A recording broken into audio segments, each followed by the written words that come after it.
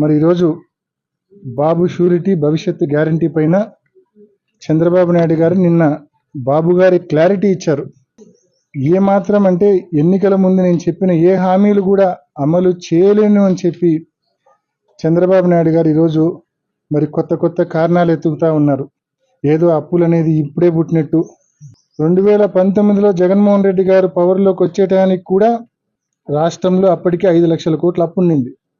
చంద్రబాబు నాయుడు గారు చేసిన అప్పు పైపెచ్చు ఆనాడు బడ్జెట్లో జగన్మోహన్ రెడ్డి గారు ప్రమాణ స్వీకారం చేసి నాటికి ఉండింది కేవలం 100 కోట్ల రూపాయలు మాత్రమే ఆ రోజు ఖజానాలో ఉండింది. మరి ఆ పరిస్థితుల్లో పవర్లోకి వచ్చిన జగన్మోహన్ రెడ్డి గారు 5 సంవత్సరాల్లో మధ్యలో 2 సంవత్సరాలు కోవిడ్తో రాష్ట్ర ప్రభుత్వానికి రాబడి రాకపోయినా, ఎన్ని ఇబ్బందులున్నా ఇచ్చిన ప్రతి వాగ్దానాన్ని అమలు చేసినారు. వైఎస్ఆర్ ఆసరా ఇచ్చారు, చేయూత ఇచ్చారు, అమ్మఒడి ఇచ్చారు. కోవిడ్ వచ్చిందని చెప్పి కారణాలు చెప్పలేదు. ఇచ్చిన ప్రతి వాగ్దానాన్ని 5 సంవత్సరాలు అమలు చేసి చూపించిన ధీరుడు జగన్మోహన్ రెడ్డి గారు. చంద్రబాబు నాయుడు గారు ఇచ్చిన హామీలు మరి అధికారంలోకి వచ్చిన 7-8 మాసాల్లోనే ఇచ్చిన హామీలు అమలు చేయలేనని చెప్తున్న ద్రోహి చంద్రబాబు నాయుడు గారు.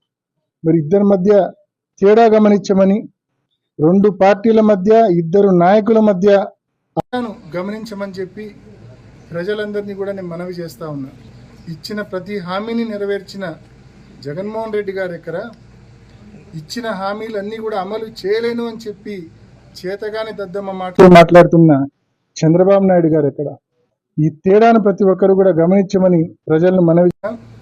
అదేవిధంగా ఇలా అబద్ధాలు చెప్పి అధికారంలోకి వచ్చారు. ఈ మాదిరి చేయలేనని చెప్పి తప్పించుకోవడానికి లేదు. వైఎస్ఆర్ కాంగ్రెస్ పార్టీ మహిళలను, రైతులను, అందరినీ, ప్రతి ఒక్కరిని కలుపుకొని ఉద్యమిస్తాం. ఇచ్చిన ప్రతి వాగ్దానాన్ని మీరు అమలు చేయాల్సిందే అని చెప్పి ప్రభుత్వాన్ని డిమాండ్ చేస్తా ఉన్నాం.